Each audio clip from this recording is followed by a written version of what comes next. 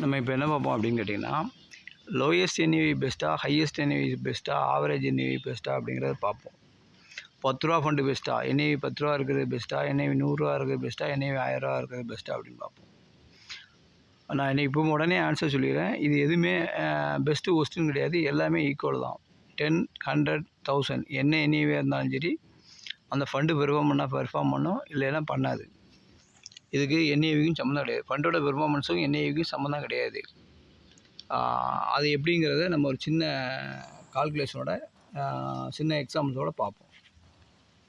இப்போ நம்ம ஒரு 3 ஃபண்டு எடுத்துக்கிடுவோம். ரூ. 10 என்ஏவி உள்ள ஒரு ஃபண்டு, ரூ. 10 என்ஏவி உள்ள ஒரு ஃபண்டு, அடுத்ததில் வந்து ரூ. 100 என்ஏவி உள்ள ஒரு ஃபண்டு, அடுத்ததில் வந்து ரூ.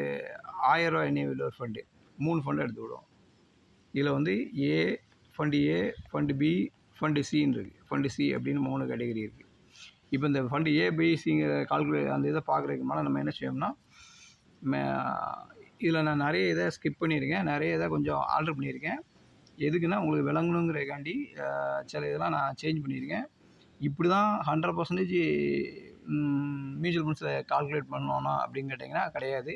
நான் சில ஆல்ட்ரு பண்ணி தான் கொடுக்கேன். உங்களுக்கு ரொம்ப கிரிட்டிக்கலாக கூடாதுன்னு சில இதெல்லாம் நான் குறைச்சிட்டு தான் கொடுக்கேன்.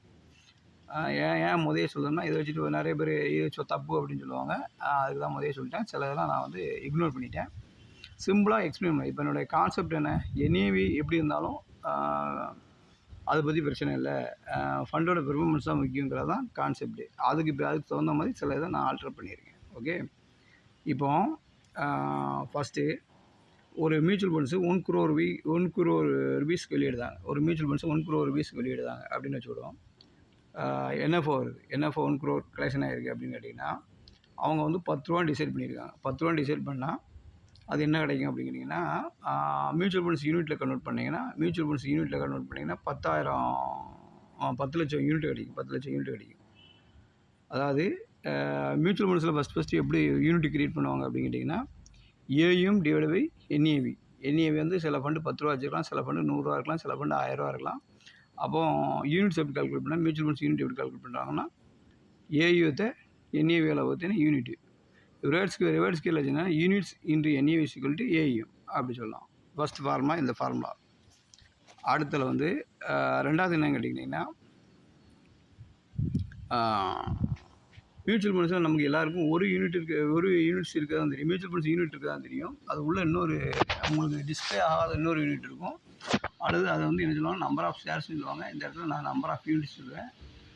Number of units, number of shares அல்லது நம்பர் ஆஃப் ஸ்டாக் அப்படி சொல்லுவாங்க. நான் இந்த இடத்துல வந்து நிஃப்டி யூனிட், இங்கே வந்து மியூச்சுவல் யூனிட்ஸ் தான்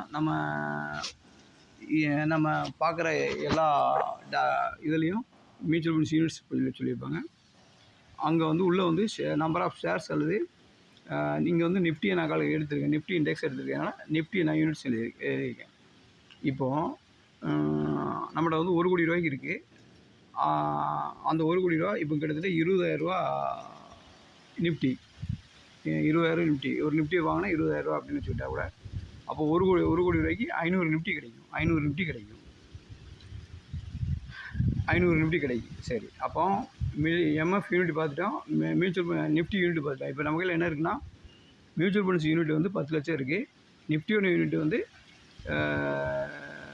ஏஎம் டிவைட் பை நிஃப்டியோட வேல்யூ அப்படி போட்டிங்கன்னா நிஃப்டியோட யூனிட் கிடச்சிது. இதில் வந்து நம்பர் ஆஃப் ஷேர்ஸ்னால் AM divide by share value போட்டிங்கன்னா இங்கே நம்பர் ஆஃப் ஷேர்ஸ் கிடச்சிடும்.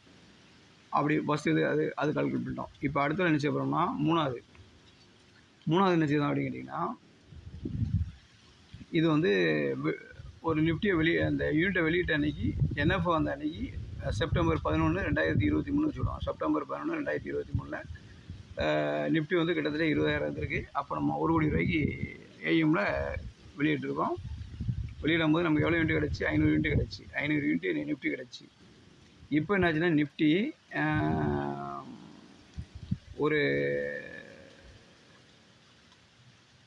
15ஆம் தேதி நிஃப்டி யூனிட் என்னாச்சு அப்படின்னு கேட்டிங்கன்னா, 15ஆம் தேதி நிஃப்டி யூனிட் என்னாச்சு அப்படின்னா 20,192 ரூபா ஆகிட்டு. 20,192 ரூபா ஆகிட்டு. இந்த 20,192 ரூபா என்னாச்சுன்னா, 19,000லேருந்து 20,000 சம்திங் ரூபா அது க்ரோத் ஆகிட்டு. 20,000 சம்திங் ரூபா க்ரோத் ஆகிருக்கு. இப்போ க்ரோத் ஆகும்போது என்ன ஆகும்னு கேட்டிங்கன்னா நம்மளுடைய ஏயும் கூடும். எப்படி ஏயும் கூடுது அப்படின்னு கேட்டிங்கன்னா, இந்த இடத்துல நிஃப்டியோட வேல்யூ கூடுறதுனால கூடுது. யூனிட் அப்படியே இருக்கும். யூனிட் நம்மகிட்ட எத்தனை யூனிட் இருக்குது? நிஃப்டியில் வந்து 500 யூனிட் இருக்குது. 500 யூனிட் இருக்குது. 500 இன்டு 20,000 போடும் 20,199 போடும்போது நம்மளுடைய வேல்யூ இப்போ என்னாச்சுன்னா 1 கோடியிலேருந்து 1,97,018 அப்படின்னு வேல்யூ இன்க்ரீஸ் ஆகிருக்கு. வேல்யூ வந்து என்ன ஆகிருக்கு? இன்க்ரீஸ் ஆகிருக்கு. இப்போ ஏயும் எப்படி வந்திருக்குன்னா அப்படின்னு கேட்டிங்கன்னா ஏயும் வந்து Nifty unit into Nifty value பார்த்தீங்கன்னா ஏயும் கிடச்சி ரைட்டு. இப்போ நிஃப்டி யூனிட் வந்து 500 இருக்குது. வேல்யூ வந்து 20,098 இருக்குது. இப்போ ஏயும் வந்து பேட்டு. இப்போ அடுத்தது என்ன செய்தோம் அப்படின்னு கேட்டிங்கன்னா நம்மளோட ஏயும் வந்து கூட்டிகிட்டு மியூச்சுவல் ஃபண்ட்ஸ் யூனிட் அதே 10 லட்சம் யூனிட் தான் இருக்கும். இப்போது என்ஏவி கூடும். என்ஏவி எப்படி கூடுது அப்படின்னு கேட்டிங்கன்னா NAV equal to AM divide by mutual fund unit. இதால் வகுத்திங்கன்னா இது கிடச்சிரும். வேல்யூவை அதாவது ஏயுமை யூனிட்டால் வகுத்திங்கன்னா என்ஏவி கிடச்சிரும். இப்போ என்ஏவி கூட்டிட்டு 10 ரூபாலேருந்து என்ஏவி 10 ரூபா 9 பைசான்னு கூடி 10 ரூபா 9 பைசான்னு கிட்ட கூடியிருக்கு. அப்படி கூடின இடத்துல என்ஏவி கண்டுபிடிச்சிருவோம். என்ஏவி கண்டுபிடிக்கிற ஃபார்மா வந்து ஏஎம் டிவைட் பை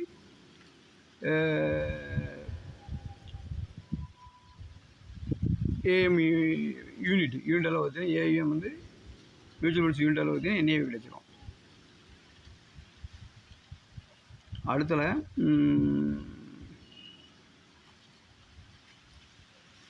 அடுத்துல பார்த்தீங்கன்னா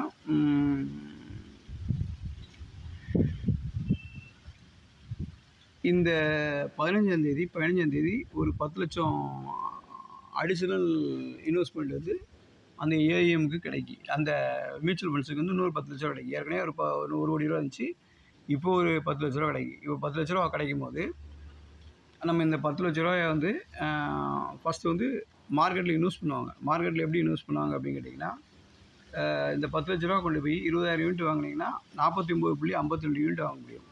இந்த 10 லட்ச ரூபாய்க்கு 20,000 நிஃப்டி ஒரு நிஃப்டி 20,000னா கிட்டத்தட்ட 50 யூனிட் வாங்க முடியும். 49.52 யூனிட் வாங்க முடியும்.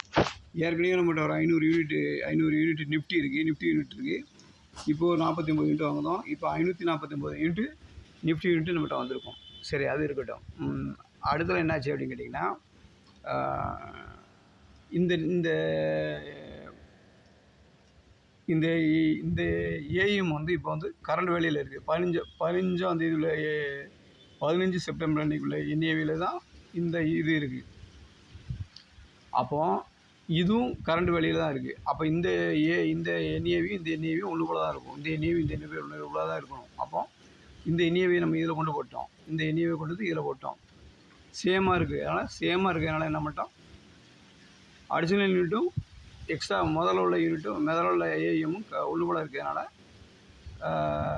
இதே என்ஏவியில் போட்டோன்னா யூனிட் கிடச்சிடும். அப்போ இந்த 10 லட்ச ரூபாய்க்கு நம்ம எவ்வளோ யூனிட் இஷ்யூ பண்ண முடியும் அப்படிங்கன்னா 99,029 யூனிட் இஷ்யூ பண்ண முடியும். இப்போ இந்த இஷ்யூ பண்ணுறது எப்படி கண்டுபிடிச்சோம் அப்படின்னா இது டிவைட் பை இதுன்னு போட்டிங்கன்னா இது கிடச்சிரும். அதாவது ஏஎம் டிவைட் பை என்ஏஎம் போட்டிங்கன்னா யூனிட்ஸ் கிடச்சிரும். இப்போ அடிஷ்னல் ஃபண்டோட யூனிட் வந்து 99,000 யூனிட் அடிஷ்னல் இதுக்கு வந்து கிடச்சிருக்கு. அடுத்தல டோட்டல் பார்க்கும். டோட்டல் எப்படி ஃபஸ்ட்டு உள்ள ஏஎம் இது, ரெண்டாவது உள்ள அடிஷ்னல் இன்வெஸ்ட்மெண்ட் இது. அப்போ டோட்டலாக ஏஎம் எவ்வளோ இருக்குது? இவ்வளோ ஏஎம் இருக்குது. ரைட்டு. அதே மாதிரி இப்போ இது ரெண்டையும் கூட்டினீங்கன்னா இந்த 2 யூனிட்டையும் கூட்டினீங்கன்னா முதல்ல உள்ள யூனிட்டு, ரெண்டாவது உள்ள யூனிட்டு, மியூச்சுவல் ஃபண்ட்ஸ் யூனிட்டு கூட்டினீங்கன்னா டோட்டல் கிடச்சிரும். இப்போ நம்ம கிராஸ் செக் பண்ணி பார்க்கலாம். இது அதாவது total AM divide by Nifty unit போட்டு பார்த்தீங்கன்னா என்ஏவி கிடைக்கணும். என்ஏவி கிடச்சிடும். அப்போது என்ஏவி கிடச்சிரும். அதே 10.98 என்ஏவி கிடச்சிட்டு. இது வந்து நான் உங்களுக்கு ஈஸியாக சொல்லிட்டேன். இதை நான் போடுறதுக்கு கிட்டத்தட்ட 1 மணி நேரம் ஆகிருக்கு. ஏன்னா அவ்வளோ கால்குலேஷன் இதுக்குள்ளே இருக்குது. ஒன்று பார்த்து கால்குலேஷன் போட வேண்டியிருக்கு. நான் ஃபாஸ்ட்டாக சொல்லிட்டு போயிருக்கேன். இது உங்களுக்கு விளங்குறது கொஞ்சம் கஷ்டமாக இருக்கும்.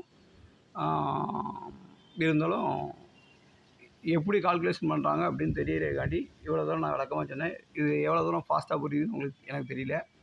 சரி, இப்போ வந்து என்னாச்சு அப்படின்னு கேட்டிங்கன்னா இந்த லைனுக்கு வந்துடுவோம். ஏற்கனவே இந்த ஏஎம் எவ்வளவு, அடிஷ்னல் எவ்வளவு, டோட்டல் எவ்வளவு, அப்போ 10.98.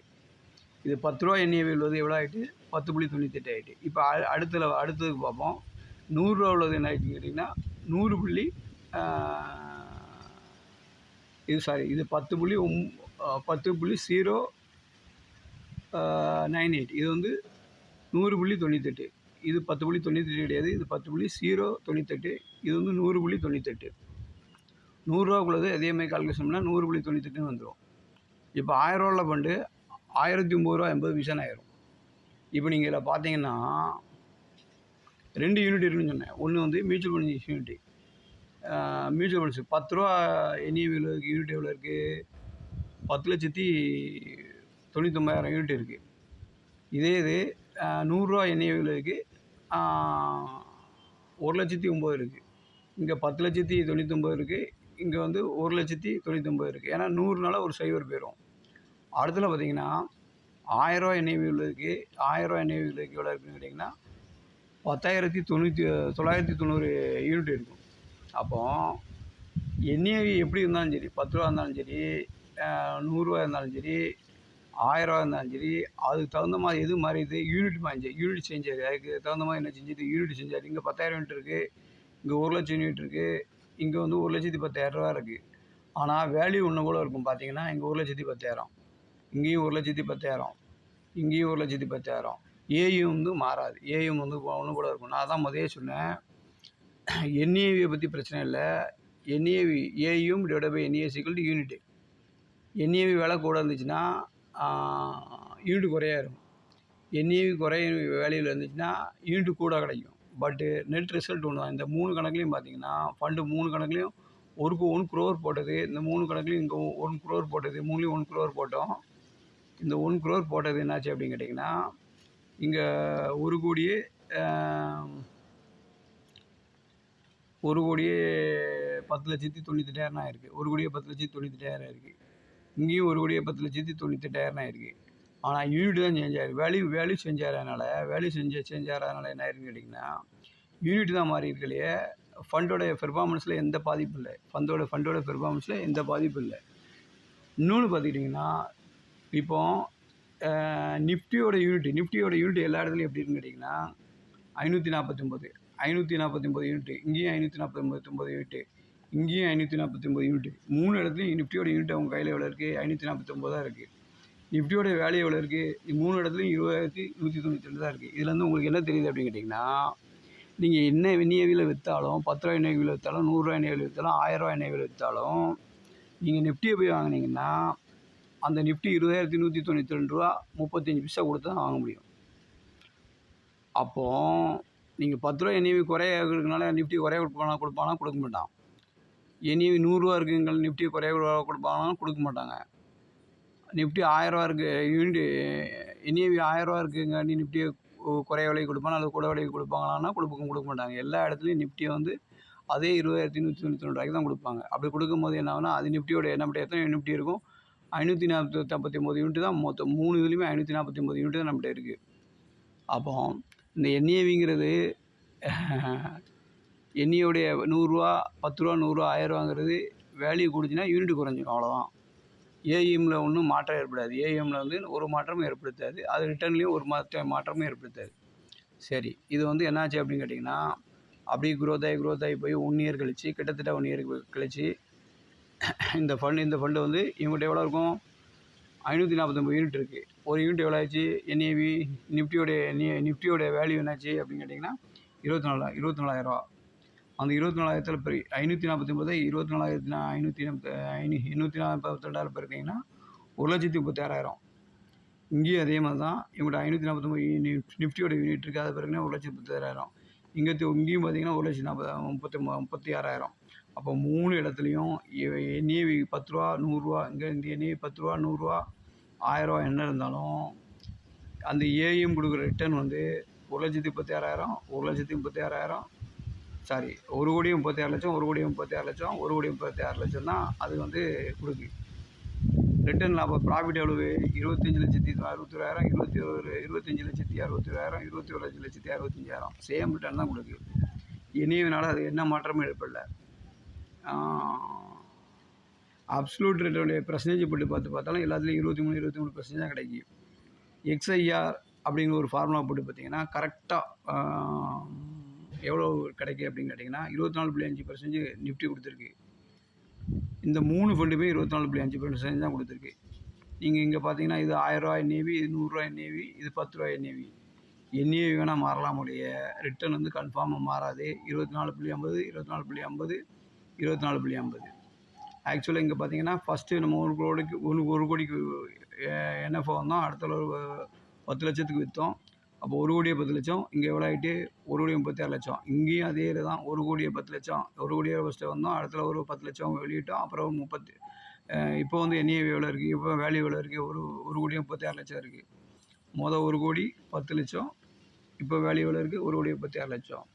அப்போ என்ஏவி அப்படிங்கிறது குறைய விலைக்கு வாங்கினாலும் சரி, கூடின விலைக்கு வாங்கினாலும் சரி, அது கொடுக்குற ரிட்டர்னில் வந்து எந்த மாற்றமும் ஏற்படாது. இது சொல்கிறதுக்கு தான் இவ்வளோ பெரிய கால்குலேஷன், இவ்வளோ பெரிய இது.